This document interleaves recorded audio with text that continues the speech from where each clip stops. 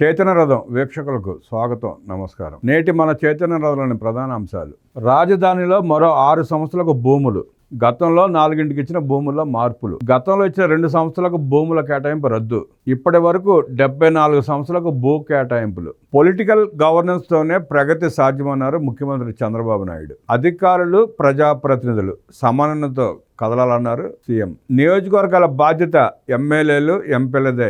Yoga day స్ఫూర్తితో ముందుకు సాగుదాం. యోగా డే రోజు ఒక్క పిలుపుతో ఎలాగైతే 3 లక్షల మంది పైచిలకు వచ్చారో అదే స్ఫూర్తిగా తీసుకుని అందరం కలిసి ముందుకు వెళదామని, కలిసికట్టుగా పనిచేసి రాష్ట్ర ప్రగతికి తోడ్పడదామని ముఖ్యమంత్రి దిశానిర్దేశం చేశారు. మనందరి ఉమ్మడి టార్గెట్ 2029, 2047 కావాలని ముఖ్యమంత్రి ఈ సందర్భంగా అందరినీ కోరారు. ఐఏఎస్లు బంగారు కుటుంబాలను దత్తత తీసుకోవాలని కోరారు ముఖ్యమంత్రి చంద్రబాబు. సుపరిపాలనలో తొలి అడుగు ప్రసంగంలో చంద్రబాబు నాయుడు గారు అద్భుతమైన ప్రసంగం. 2 గంటల పాటు సాగిన తీరు అక్కడికి విచ్చేసిన వారిని కానివ్వండి, మాధ్యమాల్లో చూసిన వాళ్ళని కానీ ఆశ్చర్యం గొలిపేలా 2 గంటలు ఆయన సాగించిన తీరు అద్భుతం.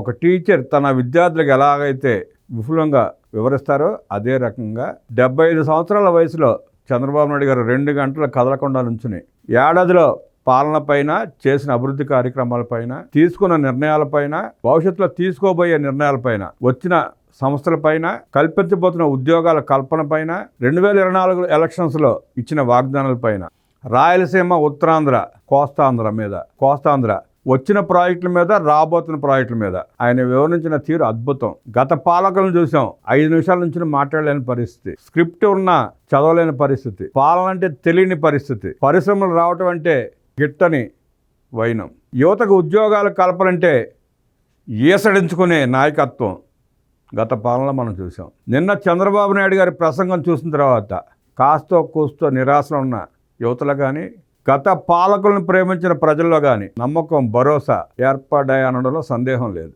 స్క్రిప్ట్ లేకుండా ఆయన వివరించిన తీరు ఐఏఎస్ల దగ్గర నుంచి గ్రామ స్థాయిలో ఉన్న పామరుల వరకు ఎలా ఆకట్టుకుందో నిన్న ఆయన ప్రసంగం ద్వారా చూసాం మనం. అది నాయకుడు అంటే. నాయకుడికి ఉండాల్సిన లక్షణాలు అవి. అంతేగాని ఏదో రకంగా అడ్డదారుల పాలన చేపట్టి దోచుకుందాం అనుకుంటే గత 5 ఏళ్లలో ఏం జరిగిందో చూసాం. ఆ 5 ఏళ్ల గోతులను పూడ్చుకుంటా రాష్ట్రాన్ని ఏ రకంగా ప్రగతి పదంలో నడిపిస్తున్నారో ఈ సంవత్సరం పాలనలో చూసాం. నిన్న చంద్రబాబు నాయుడు గారి ప్రసంగం మీద ధైర్యం ఉంటే జగన్మోహన్ రెడ్డి గంట కాదు 2 గంటల ప్రసంగం చూసి మాట్లాడొచ్చు, నిలదీయొచ్చు, అడగొచ్చు. అది చేత కాక ప్రతిదానికి వక్ర భాషని చెబుతూ గత సంవత్సర కాలంగా జగన్మోహన్ రెడ్డి ఎలా చేశాడో, ఏం చేస్తున్నాడో చూసాం. అది విజన్ ఉన్న నాయకుడికి, విజన్ లేని దోపిడీదారుడికి ఉన్న తేడా. 5 ఏళ్లలో 1,00,000 కోట్లు, రక్షణ రంగంలో భారీ పెట్టుబడులకు plan, aerospace and defence policy 4.0 పై ముఖ్యమంత్రి సమీక్ష, క్లస్టర్ల వారీగా ఆయా రంగాల పరిశ్రమల స్థాపనకు ప్రణాళికలు, ఎంఎస్ఎంఈ ఉత్పత్తులకు నాణ్యత బెంచ్ మార్క్ బ్రాండింగ్, అధికారులకు దిశానిర్దేశం చేసిన సీఎం చంద్రబాబు నాయుడు. విద్యావంతులు రాజకీయాల్లోకి రావాలని కోరారు విద్యాశాఖ మంత్రి నారా లోకేష్. విద్యార్థులు పట్టుదలతో లక్ష్యాన్ని సాధించాలి, తల్లులను గౌరవించాలి, ఇల్లు దాటే ముందు ప్రతి విద్యార్థి తల్లి ఆశీర్వాదాలు తీసుకోవాలని చెప్పి ఈ సందర్భంగా మంత్రి లోకేష్ కోరారు. మనల్ని రక్షించే సైనికులను గౌరవించాల్సిన బాధ్యత మన పైన ఉందని తెలిపారు లోకేష్. ఇంకోలులో డాక్టర్ డివిఆర్ సైనిక్ స్కూల్ను ప్రారంభించారు మంత్రి లోకేష్. నాణ్యమైన విద్యను అందించేందుకు సైనిక్ స్కూల్ని ఏర్పాటు చేయడం ఆనందంగా ఉందన్నారు విద్యాశాఖ మంత్రి. ఎన్టీఆర్ ఘాట్ మరమ్మతులకు నిధులు కేటాయించిన తెలంగాణ ముఖ్యమంత్రి వర్యులు రేవంత్ రెడ్డి గారికి కృతజ్ఞతలు తెలియజేశారు మంత్రి లోకేష్. ఇచ్చిన మాటలు నిలబెట్టుకున్నాం, బనకచర్లతో ఎవ్వరికీ నష్టం లేదు అన్నారు చంద్రబాబు. వచ్చే 4 సంవత్సరాల్లో ప్రతి పేద కుటుంబానికి ఇల్లు ఇస్తామన్నారు సీఎం.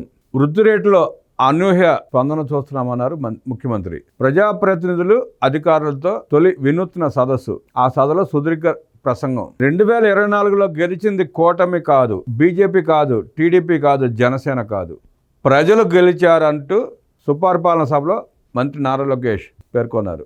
విధ్వంస పాలనపై ప్రజలు తిరగబడిన తీరు చూసాం.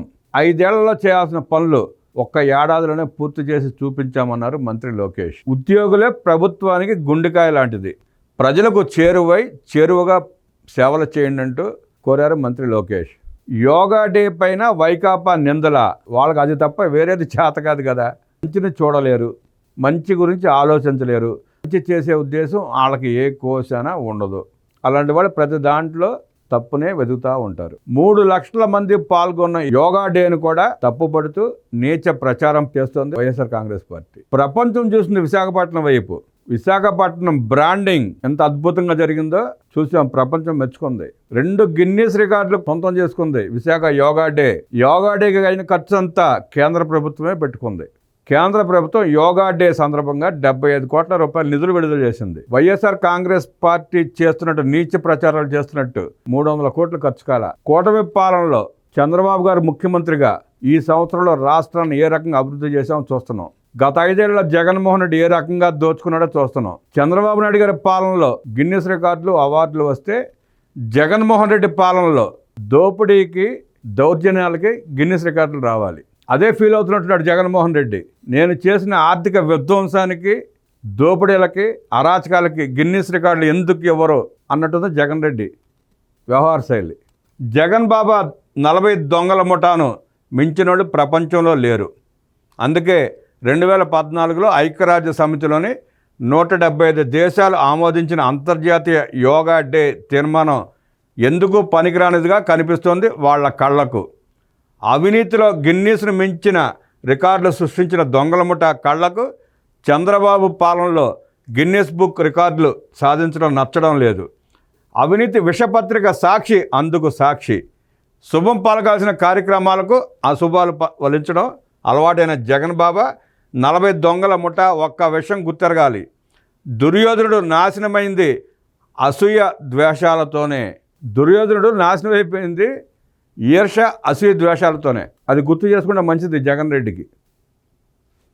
కాదేది కవితకు అనర్హం అన్నారు శ్రీశ్రీ. కాదేది నిందలకు అతీతం అంటున్నారు జగన్ రెడ్డి బాబా. 40 దొంగల ముఠ. సుపరిపాలన తొలి ఏడాది కార్యక్రమంలో పాల్గొన్న రాజకీయ నాయకులు, ఐఏఎస్ అధికారులు, ఐపీఎస్ అధికారులు, హెచ్ఓడీలను ఆత్మీయంగా పలకరించారు మంత్రి నారా లోకేష్. విద్యావంతులు రాజకీయాల్లోకి రావాలి, అప్పుడే వ్యవస్థలు ప్రక్షాళన అవుతాయి, యువతకు మంచి జరుగుతుంది, రాష్ట్రానికి ప్రజలకు మంచి జరుగుతుందంటూ పేర్కొన్నారు మంత్రి నారా లోకేష్. యువతని గంజాయి బాట పట్టించి వాళ్ళని పెడమార్గాల్లో నడిపించిన జగన్ రెడ్డి వ్యవహారశాలి 5 ఏళ్లలో చూసాం మనం.